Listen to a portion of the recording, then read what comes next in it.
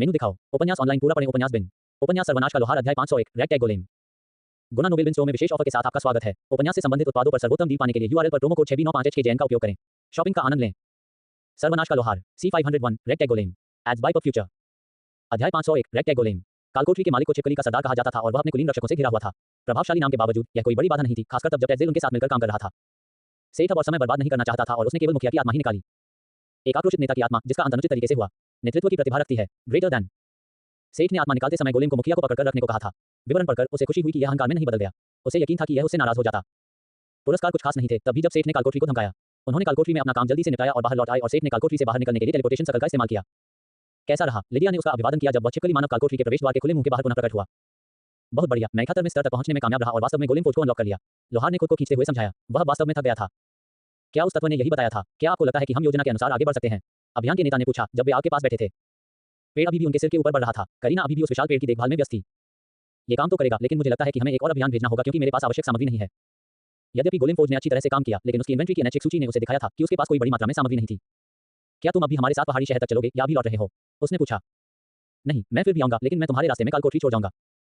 सेठ नासकॉर्न को ढूंढना चाहता था क्योंकि 2 सींग वाले लोग अभियान में शामिल हो गए थे। हालांकि उन्होंने कोई दुश्मनी नहीं दिखाई, लेकिन वह अपने लोगों को उनके साथ अकेला नहीं छोड़ना चाहता था। वे अंतिम उच्च स्तरीय कालकोठरी तक पहुंचने के लिए 2 दिन और यात्रा करते रहे। इस बार टीम 3 की बारी थी कालकोठरी में प्रवेश करने की, जबकि सेठ और गोलेम ने शिविर की रखवाली की, जबकि हर कोई टाइम लगा रहा था। हमेशा की तरह ऊना और टिरलाज करीना के करीब बैठे थे और उन्होंने कुछ ऐसा देखा जो केवल उनकी आंखें ही देख पा रही थी। वह अपना समय दोनों को देखने में बर्बाद नहीं करना चाहता था और एक बड़े तंबू के पास आया जिसे उसने बनवाने का आदेश दिया था। अंदर उसने अपनी कार्यशाला और विशेष रूप से गोलेम फौज को बुलाया। जब वह दूसरे के खत्म होने का इंतजार कर रहा था तो वह स्वचालित अनुकूलन का और पता लगाना चाहता था। पब फ्यूचर द्वारा विज्ञापन। सेठ ये देखना चाहता था कि यह किस हद तक किन सामग्रियों का उपयोग कर सकता है। उसने एक छिपकली का शरीर चुना और उसे एक साधारण मानिक दिया। साधारण रत्नों का उपयोग मैना भंडारण या वस्तुओं के फोकस के रूप में भी किया जा सकता है, हालांकि वे सबसे खराब संभावित विकल्प थे। इसी तरह उन्हें कम गुणवत्ता वाले गोलेम कोर के लिए इस्तेमाल किया जा सकता है। लोहार ये देखना चाहता था कि क्या मशीन इससे निपटने में सक्षम होगी। उसने एक कृत्रिम मैना क्रिस्टल भी जोड़ा। अपने चयन की पुष्टि करने के बाद मशीन काम करने लगी। छिपकली वाला अपने पहले प्रयोग की तरह ही शव संरक्षण प्रक्रिया से गुजर रहा था। परिणाम स्वरूप उसके सामने एक लाश का गोला खड़ा था जिसके पास बहुत ही सरल हरकतें और आदेश थे। लोहार को सबसे ज्यादा आश्चर्य उस जगह पर हुआ जहां जादुई क्रिस्टल डाला जाता था जो बैटरी की तरह दिखता था। यह आश्चर्य की बात थी कि इस विकल्प पर किस हद तक विचार किया गया था। इसमें उपभोग योग्य ऊर्जा स्रोत के लिए एक कंपार्टमेंट भी जोड़ा जा सकता था। ऊर्जा स्रोत को पहचानना और उसके लिए आवश्यक विकल्प पर विचार करना एक आश्चर्यजनक जटिलता थी। इससे उन्हें एक नया विचार आया। अगर वह इसे लगभग कुछ भी न दे तो यह क्या करेगा? अगर वह इसे सिर्फ स्टील का एक टुकड़ा और कोर मटेरियल दे तो क्या होगा? और उसने ठीक वैसा ही किया। कृपया गोलेम के लिए एक विनिर्देश चुनें। फौज ने कुछ करने के बजाय अचानक उससे पूछा। इसमें उन्हें निम्नलिखित विकल्प दिए गए: हवाई स्काउटिंग, ग्राउंड स्काउटिंग, जल स्काउटिंग, लड़ाई। क्या ये गोलेम फौज के लिए मानक प्रक्रिया थी अगर इसमें गोलेम के आकार के बारे में कोई संकेत नहीं था? उसने खुद से सोचा। बेशक उसने आगे बढ़कर प्रत्येक को एक बार चुना। अंत में प्रत्येक की कीमत केवल आधा पेन या उससे कम और एक रत्न थी। परिणाम एक यांत्रिक बग, चूहा और स्काउटिंग के लिए मछली थे। लड़ाई के लिए इसने एक चिकनी गेंद दी। वे प्रत्येक लगभग मुट्ठी के आकार के थे। ड्रैगनफ्लाई जैसे पंखों का उपयोग करके बग गोलेम उड़ सकता था। कंकाल जैसा दिखने वाला चूहा काफी फुर्तीला था और मछली उसे एक छोटी पनडुब्बी की याद दिलाती थी। समस्या ये थी कि वे कोई चित्र रिकॉर्ड नहीं कर सकते थे, वे केवल ध्वनि रिकॉर्ड कर सकते थे क्योंकि सामग्री की कमी थी। उसे नहीं पता था कि यह रिकॉर्ड गोलेम से बेहतर था या नहीं। वे बहुत ज्यादा चिपने वाले भी नहीं थे। लड़ाई के लिए गोलेम का अंतिम रूप मुट्ठी के आकार की गेंद जैसा दिख रहा है। एम बॉल, मैं तुम्हें चुनता हूं, उसने कहा और हाल ही में बने छिपकली गोलेम पर गेंद फेंकी, ये देखने के लिए कि वह कैसे लड़ेगा। पलक झपकाते हुए उसने छोटी गेंद को इधर-उधर लुढ़कते और ऊपर की ओर भागते हुए देखा, फिर गोलेम की ओर गोली चलाई और उसे टकरा गया। ये देखना काफी मजेदार था कि गेंद छिपकली आदमी गोलेम को नुकसान पहुंचाने की कोशिश कर रही थी क्योंकि उसने अपने टैकल से लगभग कुछ भी नहीं किया। कम से कम ये बहुत चुस्त और प्रेरित था। Ads by pop future. परिणाम उनमें से किसी के लिए भी बिल्कुल उपयोगी नहीं था, लेकिन ये दर्शाता है कि फौज किसी भी चीज से कुछ भी कर सकता है। अपनी दाढ़ी को कंघी करते हुए उसने महाकाव्य ओथमर का एक सेट फेंकने का फैसला किया और क्या गोलेम फौज इसे बख्तरबंद गोलेम बना पाएगा? अपने चयन की पुष्टि करने से पहले उन्होंने एक मध्यम आकार की आत्मा और 2 जादुई क्रिस्टल जोड़े। त्रुटि, चयनित सामग्री मंत्रमुग्धता के लिए अधिकतम सीमा तक पहुंच गई है। कृपया अन्य सामग्री चुनें। अंत में उसे इस फंक्शन की एक सीमा मिल गई थी। यह एक महत्वपूर्ण जानकारी थी क्योंकि इसका मतलब था कि स्वचालित अनुकूलन सभी चयनित सामग्रियों का एक निश्चित सीमा तक उपयोग करने का प्रयास करेगा। ये तब काम नहीं करता था जब उनमें से कुछ पहले से ही बहुत अधिक मात्रा में जादुई प्रभावों से भरे हुए थे। सबसे अधिक संभावना यह है कि यह फौज ब्रांड का सुरक्षा उपाय था क्योंकि बहुत सारे जादुई प्रभाव एक दूसरे के रास्ते में आ सकते थे, जैसे कि जब सेठ ने चेन मेल बनाया था। लेकिन इससे लोहार को एक और विचार आया। बेशक वह एक खाली कवच भी जोड़ सकता था, लेकिन वह अपना काम इस तरह क्यों बर्बाद करेगा? इसके बजाय वह एक और विकल्प जानता था। अपनी इन्वेंट्री में खोजबीन करते हुए सेठ ने कवच के अलग-अलग टुकड़े निकाले जो उसने विभिन्न कालकोठरियों से प्राप्त किए थे। ओथमर के बजाय उन्हें अपने चयन में शामिल करके और पुष्टि करके गोलेम फौज ने तुरंत काम करना शुरू कर दिया। उसका अनुमान सही था, हालांकि इन वस्तुओं में जादुई गुण थे, लेकिन वे एक शिल्पकार के दृष्टिकोण से सीमा पर नहीं थे।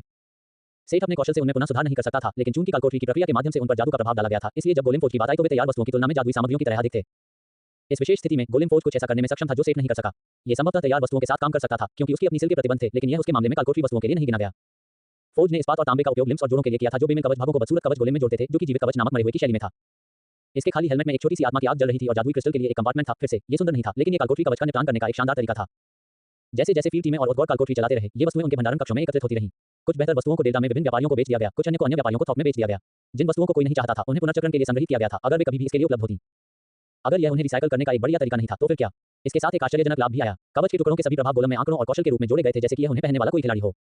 विशेषता: असीमित सहनशक्ति, रेस, पैचवर्क गोलेम, आयु 0, संबद्धता, मिनस्मार, पब फ्यूचर द्वारा विज्ञापन, स्थायित्व 1000, मन 1500, शक्ति 160, निपुणता 130, चपलता 70, खुफिया 24। इच्छाशक्ति 13, धीरज 233, व्यक्तित्व -5, रक्षा भौतिक 700, जादुई 1200, विष प्रतिरोधक क्षमता, मानसिक प्रतिरक्षा, स्थिति विसंगति प्रतिरोध 47%, जादू प्रतिरोध 34%, सक्रिय कौशल पवन तीर लव 0.2, सक्रिय कौशल त्वरित पैर लव 0.3, निष्क्रिय कौशल बेहतर मन लव 0.1, निष्क्रिय कौशल जल जादू प्रशिक्षु लव 0.3 ग्रेटर दैन। इस तरह उसे अपना पहला रेक्टेक कास्टर गोलेम मिला। टावर मास्टर लंच तैयार है। बाहर से आवाज आई। पब फ्यूचर द्वारा विज्ञापन। कोफाई दानाप तक और अधिक अध्याय लाने में हमारी सहायता करें। संपर्क टॉस साइट मैप दान करें। मेनू दिखाओ। उपन्यास ऑनलाइन पूरा पढ़ें। उपन्यास बिन। उपन्यास सर्वनाश का लोहार अध्याय 502 कठिन पैमाना। गुना नोबेल बिन स्टोर में विशेष ऑफर के साथ आपका स्वागत है। उपन्यास से संबंधित उत्पादों पर सर्वोत्तम डील पाने के लिए यूआरएल पर प्रोमो कोड 6B95HKJN का उपयोग करें। शॉपिंग का आनंद लें। सर्वनाश का लोहार C502 कठिन पैमाना। पब फ्यूचर द्वारा विज्ञापन। अध्याय 502 कठिन पैमाना। एक अच्छा खाना खाने के बाद सेठ अपने तंबू में लौट आया। एक और चीज थी जिसे वह परखना चाहता था। जिस बात ने उसे सबसे ज्यादा प्रभावित किया वह ये थी कि गोलेम फोर्ज एक शरीर को चमड़े से ढकने में सक्षम था, जैसे कि वह असली त्वचा हो। इस बार लोहार ये देखना चाहता था कि अगर वह इसे काम करने के लिए कुछ अच्छी गुणवत्ता वाली सामग्री दे तो यह क्या कर सकता है। काम शुरू करने से पहले उसने छिपकली के सरदार की बड़ी आत्मा को परिष्कृत किया ताकि उसमें अहंकार विकसित होने की संभावना बढ़ जाए और उसने दल के कुछ मगरमच्छों को लूट लिया। हालांकि यह बेकार था क्योंकि उसे केवल कुछ दांत और चमड़े जैसी चीजें ही मिली। उसने इसे केवल कुछ उदाहरणों के साथ किया। फिर उसने गोलेम फोर्ज को चमड़े की लूटी हुई चादरें, परिष्कृत आत्मा, प्रमुख का शरीर और एक पिन दिया। अंतिम प्रश्न निथिल दिन के बारे में उनके विचारों में से एक की जांच करना था। पहले की तरह शरीर को बहुत ही बेस्वाद तरीके से चमड़ी से अलग किया गया था और त्वचा को मगरमच्छ के चमड़े से बदल दिया गया था। जिस महत्वपूर्ण भाग पर उन्होंने ध्यान केंद्रित किया वह ये था कि यह क्या करता है। उनकी धारणा के अनुसार इसने सामग्री का उपयोग आत्मा के लिए एक सीट के रूप में किया। इसी तरह से आमतौर पर उनके गोलेम बनाए जाते थे। इससे उनके लिए महत्वपूर्ण निष्कर्ष ये था कि परिष्कृत करना गोलेम में आत्मा को भरने की तुलना में कोर के रूप में बेहतर था। उन्हें यह विचार फोर्ज ब्रांड के कामों के कारण मिला था जो उन्होंने खजाने में देखे थे। उनमें से अधिकांश का उपयोग एक महत्वपूर्ण भाग के रूप में किया गया था। परिणामस्वरूप गोलेम स्टाइक्सियन पानी के बुलबुले से बाहर निकलकर एक लंबा खुरदुरा दिखने वाला सरीसृप योद्धा था। जैसे ही उसे मशीन से बाहर निकाला गया वह आगे बढ़ा और सेठ को सलाम करते हुए चौकन्ना हो गया। विशेषता असीमित सहनशक्ति, बहादुर योद्धा। जाति सरीसृप गोलेम।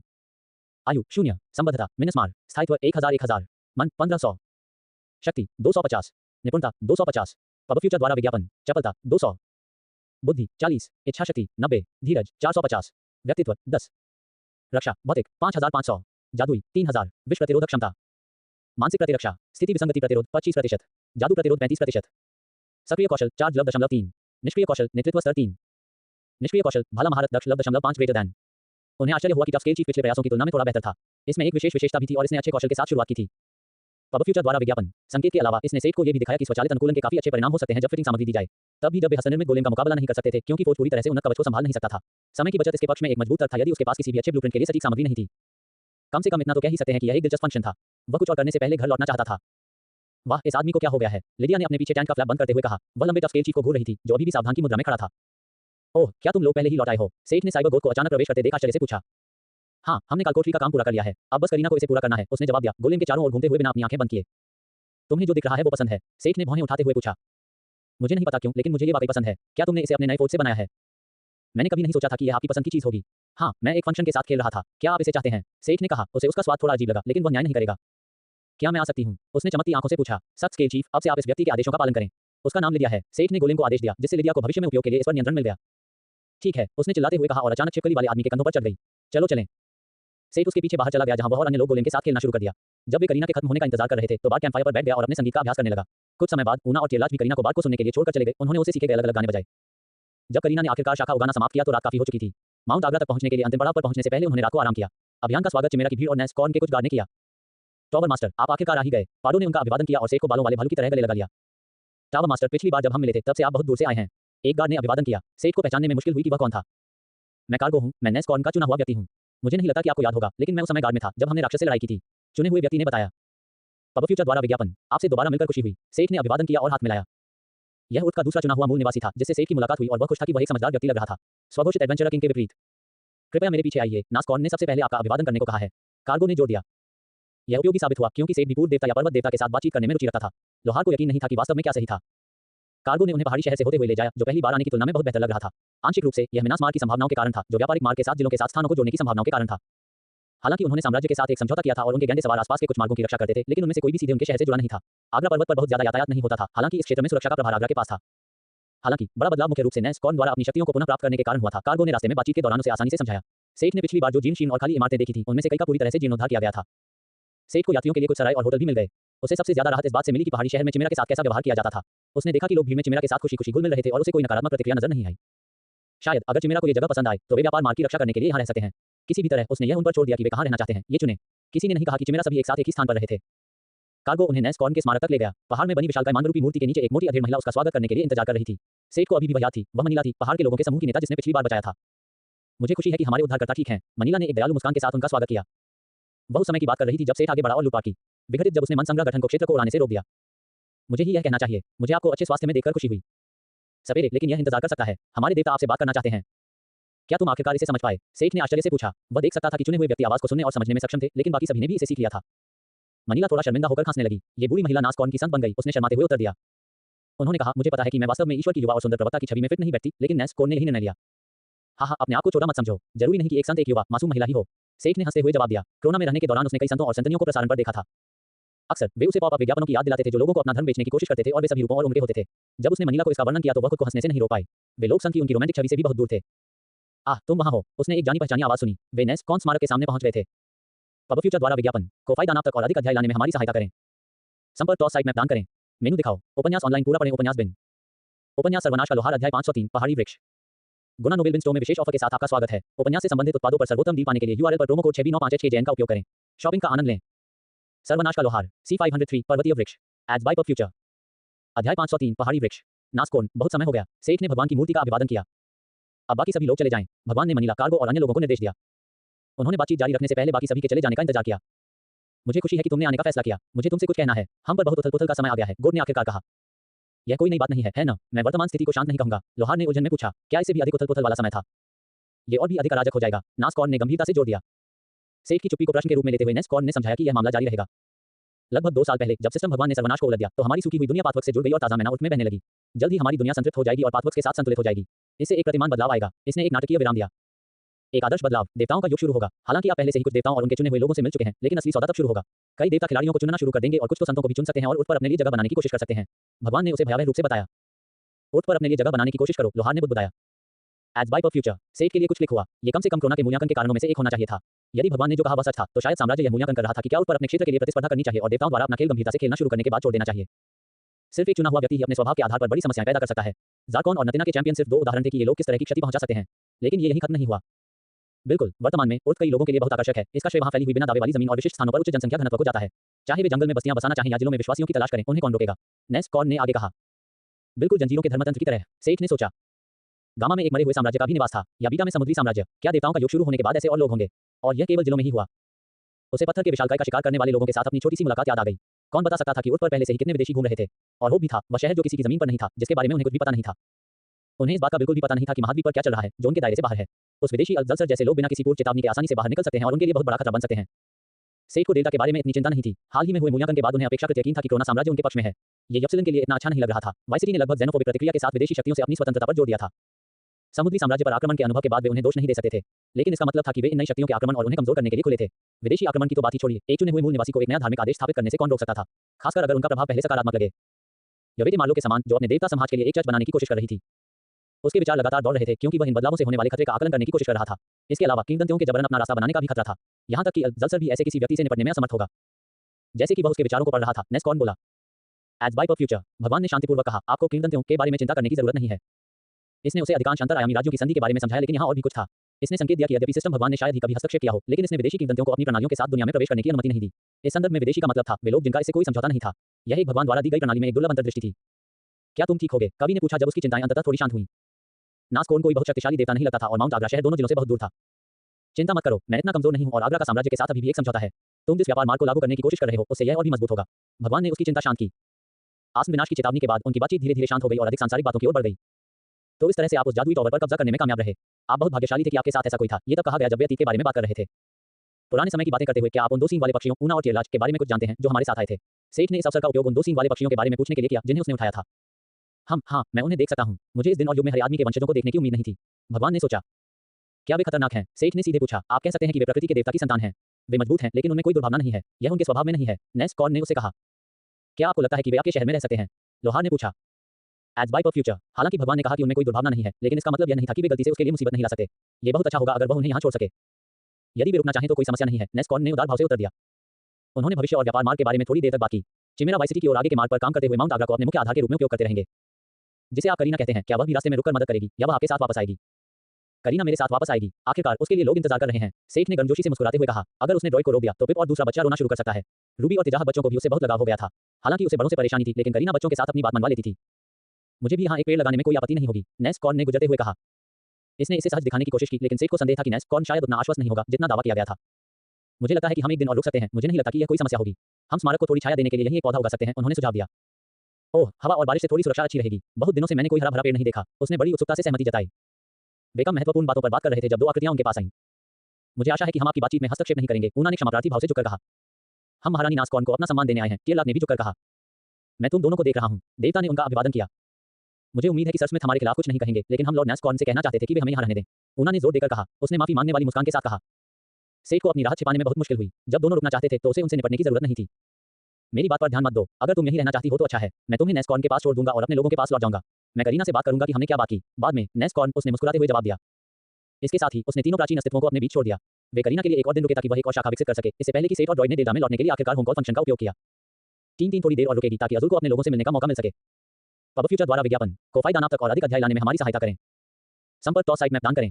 मेनू दिखाओ। उपन्यास ऑनलाइन पूरा पढ़ें। उपन्यास बिन। उपन्यास सर्वनाश का लोहार अध्याय 504 घर वापसी। गुना नोबेल बिन स्टोर में विशेष ऑफर के साथ आपका स्वागत है। उपन्यास से संबंधित उत्पादों पर सर्वोत्तम डील पाने के लिए यूआरएल पर प्रोमो कोड 6B95HKJN का उपयोग करें। शॉपिंग का आनंद लें। सर्वनाश का लोहार C504 घर वापसी। कंगाल क्रांतिकारियों के बारे में ये जानकर आपकी जमीन खिसक जाएगी। एआई ट्रेडिंग सहायक आपकी उंगलियों पर सटीक स्टॉक विश्लेषण। अध्याय 504 घर वापसी। होम कॉल का उपयोग करते हुए ड्रॉइड और लोहार डेल्टा के सिस्टम चर्च में पहुंचे। ओह हे साइमन, उसने मोटे पुजारी का अभिवादन किया जो पास ही में खड़ा था। सेठ, तुम वापस आ गए। क्या तुम तुरंत मीनास मार लौट रहे हो? बूढ़े पुजारी ने पूछा। हाँ, तुम क्यों पूछ रहे हो? तो तुम्हें खुद को तैयार कर लेना चाहिए। मीना हाल ही में थोड़ी परेशान लग रही थी। मैं समझ गया। सेठ ने गंभीरता से सिर हिलाया। ऐसा शायद इसलिए था क्योंकि वह उसे यात्रा के बारे में पहले से नहीं बता सका था। बीस्ट वुमन टीम 2 के साथ काल कोठरी में थी। वह लगभग 2 सप्ताह से गायब था। उसे पता था कि इसका क्या मतलब है। करीना की उलझन भरी निगाहों के सामने लोहार ने अपना कंधा सीधा किया और अपने कपड़े ठीक किए। चेतावनी के लिए धन्यवाद साइमन, मैं तैयार हूं। दोनों पुरुषों ने एक दूसरे को गंभीरता से देखकर सिर हिलाया, जबकि ड्रॉइड को ऐसा महसूस हुआ कि उसने पूरी बातचीत को सुन नहीं पाया, जो उसे यह समझा सकती थी कि क्या हो रहा था। एक फुसफुसाहट के साथ वे भूमिगत जादुई टॉवर के प्रवेश द्वार पर प्रकट हुए। करीना, मुझे विश्वास है कि तुम अकेले ही अपने क्वार्टर में लौट सकती हो। उसने टावर मास्टर के क्वार्टर, उसके कमरे में टेलीपोर्ट होने से पहले ड्रॉइड से कहा। अपने लिविंग रूम में पहुंचकर उसने अचानक महसूस किया कि उसके बाल खड़े हो गए हैं। उसे अंधेरे में छिपे किसी शिकारी की मौजूदगी का एहसास हो रहा था। अपने शरीर पर घूमती शिकारी की आंखों ने उसे तनाव में डाल दिया। पब फ्यूचर द्वारा विज्ञापन, तुम अंततः लौट आए। उसने उसकी धमकी भरी सुंदर आवाज सुनी। एक मजबूर मुस्कान और स्वागत भाव से अपनी बाहें फैलाकर वह पलटा और उस पर झपट पड़ा। मजबूत पतली बाहों ने उसे गले लगा लिया और एक खुरदरी लचीली जीभ उसके मुंह में जबरदस्ती घुसी और घूमती रही। एक जोरदार चुंबन के बाद, जिसने उसकी सांस रोक दी और मुश्किल से दम घुटने से बच पाया, उसने गहरी सांस ली जब मीना ने आखिरकार उसे छोड़ दिया। अभी भी उसे गले लगाए हुए उसे भागने से रोकने के लिए उसका सिर उसकी छाती पर टिका हुआ था। तुम मुझे बताए बिना इतने लंबे समय के लिए कैसे चले गए? उसकी उदास आवाज में उदासी दिल दहला देने वाली थी। ये पहले के आक्रामक और भावुक चुंबन के बिल्कुल विपरीत था। नहीं, क्या तुम्हें लगता है कि यह मेरे लिए आसान था? लेकिन मैं अभियान में देरी नहीं कर सकता था। उसने माफी मांगते हुए उसे प्यार से गले लगाया। मैं समझती हूँ, लेकिन अब लगभग 1 महीना हो गया है। उसने अपने शरीर को उसके शरीर से सटाते हुए धिक्कारते हुए कहा। तो फिर मैं तुम्हारी भरपाई कर दूंगा, उसने शरारती मुस्कान के साथ कहा। एक त्वरित चाल के साथ उसने अपनी बाह उसकी कमर के चारों ओर लपेट ली और बिल्ली लड़की को अपने कंधों पर उठा लिया। अरे, तुम क्या कर रहे हो? मीना ने आश्चर्य से हल्की हंसी के साथ कहा। मुझे मालूम है कि मैं तुम्हारी भरपाई कैसे कर सकता हूँ। महाहा, लोहार चिल्लाया। अपनी चंचल संघर्षरत प्रेमिका को कंधे पर उठाकर वे अपने शयन कक्ष में लंबे समय तक युगल समय के लिए गायब हो गए। अल्पविराम। ओह, उसने तुम्हें पहले ही जाने दिया? मैरी ने आश्चर्य से पूछा जब अगले दिन सेठ उसके कार्यालय में दाखिल हुआ। मजेदार है, सेठ ने व्यंग्यात्मक टिप्पणी की और फिर खुद को एक तरफ सोफे पर गिरा दिया। उसे नींद की एक झपकी भी नहीं मिली थी। तुम चबाए हुए गम की तरह दिखते हो। अगर तुम यहाँ इस तरह आए हो तो यह महत्वपूर्ण होगा। मैरी ने निष्कर्ष निकाला। हाँ, मुझे लगता है। नेस्कॉर्न ने मुझे चिंताजनक चेतावनी दी थी, उन्होंने कहा और समझाना शुरू किया। कोई यह कह सकता है कि यह देवताओं का युग सबसे प्रतिकूल समय पर आया क्योंकि सेठ हाइपरबोरियास को खोजने के लिए उत्तर की यात्रा करने की योजना बना रहा था। उसे नहीं पता था कि इसमें कितना समय लगेगा, लेकिन इस बीच मीनास मार्ग को फिर से उसके बिना काम करना होगा। हालांकि वह जानता था कि जिन लोगों को उसने चुना है और जिनसे दोस्ती की है, वे उसके बिना भी ठीक-ठाक रह पाएंगे, जैसा कि उन्होंने पहले भी साबित किया था। फिर भी वह चिंतित था, खासतौर पर ट्रेड रूट पर उनके काम को लेकर। अगर वाई सिटी या डेल्टा में स्थिति बदल गई तो चीजें जटिल हो सकती हैं। मैरी ने उससे कहा, यदि तुम इतने चिंतित हो तो तुम्हें जाने में भी संकोच करने के बजाय जल्दी से वापस लौट आना चाहिए। हाँ, तुम हंसोगे। मीना ने भी मुझसे यही कहा था, उसने मुस्कुराते हुए कहा। तो आप कब जा रहे हैं? जब वह अपना काम निपटा लेगा तो हम चले जाएंगे। एक आवाज सुनाई दी और दरवाजा लात मारकर खोल दिया गया। टीम 2 यूलकेट्स मीना के साथ दरवाजे पर खड़ी थी। क्या मतलब है तुम्हारा? सेठ ने अचानक हस्तक्षेप से हैरान होकर पूछा। इसका मतलब है कि आप फिर से फिन और दूसरों को पीछे नहीं छोड़ रहे हैं। प्रेरणा से भरी हुई उसने अपनी मुट्ठी आसमान की ओर उठाई। यह ओरा में वापस आने जैसा होगा। बुल को मुस्कुराया। माइक ने कुछ नहीं कहा, लेकिन वह अपनी बहन की तरफ नहीं देख सका, जैसे कि वह उसकी हरकतों से थोड़ा शर्मिंदा था। लिक्सिस थोड़ी अनिच्छुक लग रही थी, लेकिन फिर भी वह दूसरों के साथ आ गई थी। सेठ उन्हें पूरे 1 मिनट तक घूरता रहा, जब तक कि यह सचमुच अजीब नहीं हो गया। ठीक है, कम से कम हमारी यात्रा उबाऊ नहीं होगी। अंत में उसने निर्णय लिया। पब फ्यूचर द्वारा विज्ञापन, माफ करना मैरी, तुम्हें कुछ समय के लिए टीम 2 के बिना ही काम चलाना पड़ेगा। हाँ, ऐसा लगता है कि ऐसा ही है। अगर आप मुझे अभी माफ करें तो मुझे अभी भी काम करना है, जैसा कि आप करते हैं टावर मास्टर। ये कहकर उसने भीड़ को कमरे से बाहर निकाल दिया। अल्पविराम। और हम कब जा रहे हैं? माइक ने थोड़ा उदास होकर पूछा। उसे फिन और मीना ने अपने साथ खींच लिया था। ठीक है, तुम्हारा काम कब खत्म होगा? हमें तैयार होना है। फिन ने खुशी से गाना गाया। रवाना होने से पहले उसे क्या तैयारी करनी थी? सबसे महत्वपूर्ण काम शायद व्यापार मार्ग के लिए गोलेम पहरेदार बनाना था। मैं मैरी से गोलेम के बारे में बात करना भूल गया। ठीक है, मैं काम पूरा होने के बाद उसे बता दूंगा। सेठ ने अफसोस जताया। क्या इसका मतलब यह है कि आप वह अपग्रेड पाने में कामयाब हो गए जो आप चाहते थे? फिन ने उत्साहित होकर पूछा। उसने उन्हें बताया था कि वह क्या पाना चाहता था, लेकिन उसने अब तक मीना से अपनी सफलता के बारे में सिर्फ बात की थी। हाँ, मैं वास्तव में आज इसे मीना को दिखाना चाहता था। तुम सब क्यों नहीं आते? गोलेम फौज को देखने में केवल फिन और मीना की ही दिलचस्पी थी, लेकिन हर कोई ये देखने के लिए साथ आ गया कि यह क्या है। क्या तुम्हें कोई आपत्ति है अगर हम पहले रसोई में रुकें? मेरे पास कुछ सामान है जो मैं लिंक को देना चाहता हूँ। किसी ने भी कोई आपत्ति नहीं जताई और वे उसके पीछे रसोई घर तक चले गए। अरे लिंक, ओह सेठ, तुम वापस आ गए। सभी को यहाँ क्यों लाया गया? खाने पीने के शौकीन ने अपने सामने रखे बर्तनों से नजर हटाए बिना पूछा। मैं तुम्हारे लिए कुछ मुर्गियां और मगरमच्छ लेकर आया हूँ जिन्हें तोड़ना है। अगर तुम सारा दिन रसोई में बिताओगे तो तुम्हारी शिकारी कला बेकार हो जाएगी, लोहार ने मुस्कुराते हुए कहा। वाह, मैंने ऐसे पक्षी कभी नहीं देखे, लिंक ने कहा जब सेठ ने डिसमेंटलिंग रूम में अपनी इन्वेंट्री खाली कर दी। वह उनके लगभग सुनहरे पंखों की प्रशंसा कर रहा था। हाँ, जब मैं उनसे मिला तो मैं भी हैरान रह गया। उनके पंखों और चोंच का खास ख्याल रखें, मुझे नहीं पता कि उनके पास और कोई कीमती चीज है या नहीं, उन्होंने सलाह दी। जरूर, इसे मुझ पर छोड़ दो। ओह, मैं इनसे बहुत स्वादिष्ट चीजें बनाने की कोशिश कर सकता हूँ। ऐसा अक्सर नहीं होता कि हमें सामान्य आकार के राक्षस पक्षी मिलें, उसने खुद से कहा जब समूह ने पेटू शिकारी को उसके हाल पर छोड़ दिया। उन्होंने इस अवसर का लाभ उठाकर रसोई घर में लूटपाट की और भोजन करके पुनः चल पड़े। ठीक है, चलो कार्यशाला में चलते हैं। पब फ्यूचर द्वारा विज्ञापन। कोफाई दानाप तक और अधिक अध्याय लाने में हमारी सहायता करें। संपर्क टॉस साइट मैप दान करें। मेनू दिखाओ। उपन्यास ऑनलाइन पूरा पढ़ें। उपन्यास बिन। उपन्यास सर्वनाश का लोहार अध्याय 505 छूट पाने के लिए। गुना नोबेल बिन स्टोर में विशेष ऑफर के साथ आपका स्वागत है। उपन्यास से संबंधित उत्पादों पर सर्वोत्तम डील पाने के लिए यूआरएल पर प्रोमो कोड 6B95HKJN का उपयोग करें। शॉपिंग का आनंद लें। सर्वनाश का लोहार C505 छूट पाने के लिए। Ads by pub future. अध्याय 505 छूट पाने के लिए। जब सेठ ने शक्तिशाली मशीन को बुलाया तो सबकी आंखें चौड़ी हो गईं। एक क्षण रुको, मैं तुम्हें दिखाता हूं कि यह क्या करता है, सेठ ने प्रसन्नतापूर्वक मुस्कुराते हुए कहा और गोलेम फौज की ओर कदम बढ़ाया। प्रदर्शन पर उन्होंने एक ब्लूप्रिंट चुना जो उन्होंने पहले से तैयार किया था। यह एक तैयार गोलेम नहीं था, बल्कि उनके गोलेम नाइट्स के लिए मूल फ्रेम था। ये गोलेम फौज का एक और बढ़िया कार्य था। इस्तेमाल किए गए ब्लूप्रिंट के लिए एक पूरा गोलेम होना जरूरी नहीं था। सेठ इसका इस्तेमाल सिर्फ कुछ खास हिस्सों को बनाने के लिए भी कर सकता था। इस मामले में ये बिना कोर वाला फुल फ्रेम था। उन्होंने इसे गोलेम फौज के साथ परीक्षण करने के बाद तैयार किया था। कारण सरल था, गोलेम फौज उनके द्वारा तैयार की गई वस्तुओं को संभाल नहीं सकता था, लेकिन अगर वह इसे केवल भागों के लिए उपयोग कर सकता था तो यह बाकी को हाथ से बना और पूरा कर सकता था। इस तरह वह बहुत समय बचा सकता था बिना लाभ खोए। भाग गायब है, ब्लूप्रिंट नहीं बनाया जा सकता, यांत्रिक आवाज ने कहा। बेशक, उसे पहले जानवर को कच्चे माल से खिलाना था, इससे पहले कि वह शुरू हो जाए। इतने लंबे समय तक चले जाने के बाद उसके पास एक दुर्लभ सामग्री बहुतायत में थी, वह थी जिसे ब्लड ड्रिंकर गाथागी के साथ संसाधित किया गया था और राक्षस के खून में भिगोने के लिए छोड़ दिया गया था जब तक कि यह अपनी सीमा तक नहीं पहुंच गया। स्टील और राक्षस का खून आसानी से मिल जाता था और सेठ ने मूल्यांकन के लिए जाने से पहले बहुत कुछ तैयार कर लिया था। अब व्यापार मार्ग के गोलेम रक्षक के लिए इसे इकट्ठा करने का समय आ गया था। स्टील के अलावा उसने जादू की संरचनाओं के इनले के लिए भी कुछ जोड़ा। संरचनाओं को उकेरने के बजाय अधिक प्रवाहकीय इनले बनाना मूल रूप से एक कठिन और समय लेने वाला काम था। सेठ देखना चाहता था कि क्या गोलेम फौज उसके कंधों से यह बोझ उठा सकता है। उन्होंने भंडारण से कुछ अन्य सामग्रियां भी जोड़ी, जैसे कि आंखों के लिए क्रिस्टल और कोर कवच के लिए कुछ। मशीन के भंडारण में सब कुछ जोड़ने के बाद उन्होंने एक बार फिर ब्लूप्रिंट चुना और गोलेम फौज काम पर लग गया। टावर्स हिल गए और गोलेम के अपेक्षित आकार के अनुसार समायोजित हो गए। उनके बीच की जगह में धातु की सिल्लियां दिखाई दी और असंख्य यांत्रिक लंगड़े काम करने लगे, सामग्री को आकार देने लगे। इसने सिल्लियों को तार में बदल दिया और अविश्वसनीय सटीकता के साथ संरचनाओं के लिए खांचे को तैयार किया। सेठ की तरह ही हर कोई आश्चर्य से देखता रह गया जब ये गोलेम प्रिंटर काम करने लगा और उसने मानव गोलेम का मूल ढांचा तैयार किया, जिसमें सभी जादू और संरचनाएं शामिल थीं और वह भी इतनी तेज गति से जिसे देखा जा सकता था। हे भगवान, यह क्या सुंदरता है। कुछ ही मिनटों में उन्होंने किसी को चिल्लाते हुए सुना। ये होइन था, जादुई लोहार जो उस छोटी भीड़ को देखकर अचानक कार्यशाला में आ गया था। बौना प्रौद्योगिकी के चमत्कार को घूर रहा था। घनी दाढ़ी के कारण उसका चेहरा पढ़ना मुश्किल था, लेकिन ऐसा लग रहा था कि वह रोने वाला था। वह इतना भावुक हो गया था। तब सेठ को एहसास हुआ कि गोलेम फौज होइन द्वारा किए जाने वाले काम का एक विस्तृत संस्करण था। बेशक, गोलेम फौज एक मिंटिंग प्रेस की तुलना में बहुत अधिक जटिल था जो जादू की नकल करने में सक्षम था, लेकिन यह एक कैलकुलेटर और कंप्यूटर की तुलना की तरह था। अंत में यह अत्यंत जटिल उपकरण छोटे मिंटिंग प्रेस के समान सिद्धांत पर बनाया गया था। सेठ ने बौने की विसर्जन अवस्था को बाधित नहीं किया। वह मशीन की लयबद्ध हरकतों से लगभग सम्मोहित लग रहा था। मूल फ्रेम बनाने में गोलेम फौज को 15 मिनट भी नहीं लगे। एक ऐसा काम जिस पर सेठ घंटों बिताता, यहाँ तक कि उसके पास मौजूद सुविधाओं के साथ भी। काम पूरा होने के बाद फ्रेम को गोलेम फौज के सामने रख दिया गया और सब कुछ शांत हो गया। फ्रेम वहाँ एक धातु के पुतले की तरह खड़ा था, बेजान। मीना और दूसरे लोग थोड़े अनिश्चित लग रहे थे क्योंकि उन्हें नहीं पता था कि यह ऐसा होना चाहिए था। Ads by pub future. कोको। सेठ खुद को हंसने से रोक नहीं सका और प्रत्याशा में अपना हाथ रगड़ने लगा। Tower master. होइन ने थोड़ा चिंतित होकर पूछा। सेठ के विचार गोलेम पर केंद्रित थे। ये पहला था जो वास्तव में मायने रखता था और उसके दोस्त देख रहे थे। उसे उन्हें एक छोटा सा शो देना था। उसने एक पल के लिए सोचा कि किस आत्मा का उपयोग करना है। उसका निर्णय थोड़ा व्यर्थ था जब उसने छिपकली आदमी के कालकोठरी से जादूगर की आत्माओं में से एक का उपयोग करने का फैसला किया। बेशक, इसके पीछे वैध कारण थे, लेकिन वह वास्तव में नहीं चाहता था कि रैगटैग आर्मर गोलेम उसका पहला ज्ञात कास्ट गोलेम बने। अगर उसने अपना पहला कास्ट गोलेम गवाहों के सामने इतने प्रमुख तरीके से बनाया तो किसी को भी संदेह नहीं होगा कि यह उसका पहला था, है ना? दूसरों की अनदेखी करते हुए लोहार आगे बढ़ा और भंडारण से कवच का एक सेट लाया, जिसे वैद्य ने उसकी अनुपस्थिति में खत्म कर दिया था। उसने इसे इसलिए चुना क्योंकि इसमें जादूगर और योद्धा के लिए उपयोगी प्रभावों के बीच अच्छा संतुलन था। आसपास के लोग चुपचाप देख रहे थे कि उनके टावर मास्टर ने अपनी निहाई बुलाई और किसी ऐसी चीज पर वार किया जो खाली हवा की तरह लग रही थी। वे सेठ के काम को नहीं देख पा रहे थे, लेकिन वे सांस रोककर इंतजार कर रहे थे। जादूगर की आत्मा को एक बड़ी आत्मा में परिष्कृत और सुदृढ़ करने के बाद उसने एक कोर बनाना शुरू किया। आत्मा के सबसे बड़े हिस्से को सामग्री में डाला, बाकी को गोलेम के शरीर के बाकी हिस्सों में डालने के लिए अलग कर दिया गया था। फ्रेम और कवच के हिस्सों को बिछाकर आत्मा के हिस्सों को बनाना और उन्हें शरीर, महत्वपूर्ण इंटरफेस संरचनाओं और कवच के हिस्सों में डालना शुरू किया। मीना और अन्य लोग लोहार को आधे घंटे तक काम करते देखते रहे। जब कवच से सुसज्जित वह ढांचा अंततः पानी के बुलबुले से बाहर निकला, उसकी क्रिस्टल जैसी आंखों में नीली चमक थी। विशेषता: असीमित सहनशक्ति। जाति: ब्लडी आयरन गोलेम। आयु: 0। संबद्धता: मिनस्मार। स्थायित्व: 1000। मन: 3500। शक्ति: 250। निपुणता: 350। चपलता: 375। Ads by pub future. Intelligence: 350। इच्छा शक्ति: 250।